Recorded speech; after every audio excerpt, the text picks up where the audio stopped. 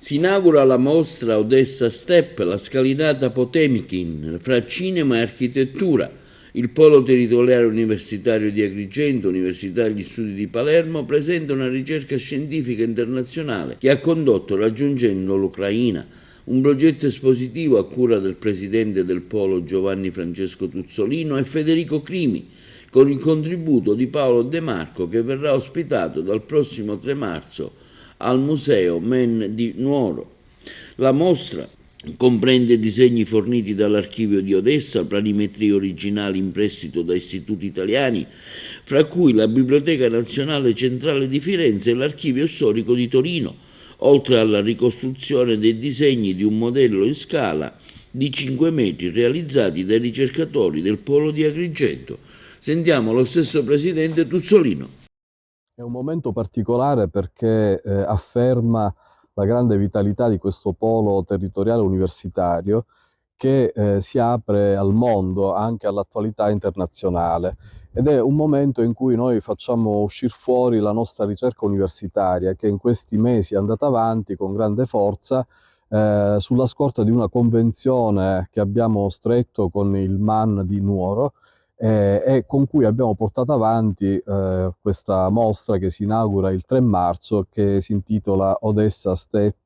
tra la scalinata Potionkin, tra cinema e architettura. È un ponte che abbiamo lanciato verso paesi che per ora sono in grande difficoltà e che mostrano una grande criticità internazionale, l'Ucraina in particolare. Però questa volta non parliamo solo in termini di questi paesi, solo in termini politici o in termini di crisi internazionale, di grave disastro creato a un'enorme parte di popolazione. Ne parliamo in termini positivi, perché l'arte e l'architettura può veramente mantenere in vita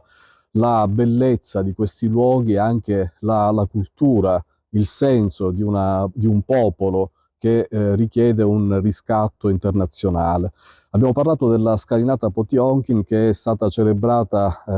da Eisenstein nel suo film La corazzata Potionkin, che è un film importantissimo per la storia del cinema, e che però è un'architettura progettata da un italiano del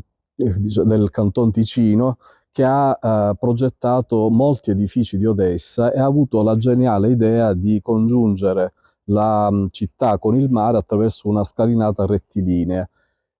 Questa scalinata è stata ridisegnata, è stata, diciamo, approfondita, studiata attraverso una grande collaborazione con l'Archivio Nazionale di Odessa e con le università di Leopoli, di Lviv. I professori erano veramente molto contenti di potersi mettere in contatto con noi e lavorare con noi fianco a fianco,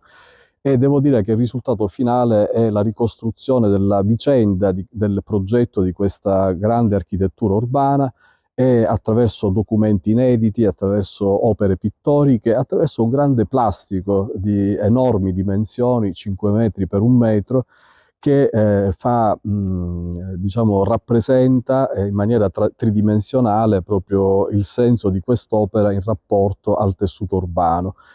È una grande sfida che Agrigento lancia rispetto ai suoi rapporti internazionali e alle potenzialità dei suoi docenti e ricercatori, e che pone la nostra università al centro anche del dibattito nazionale, perché ci sono degli inediti. Si farà un catalogo che per la prima volta ricostruisce l'opera di questo architetto che per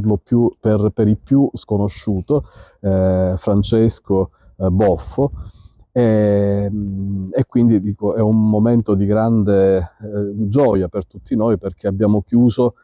questa ricerca e adesso la consegniamo alla società scientifica e alla cultura nazionale e internazionale.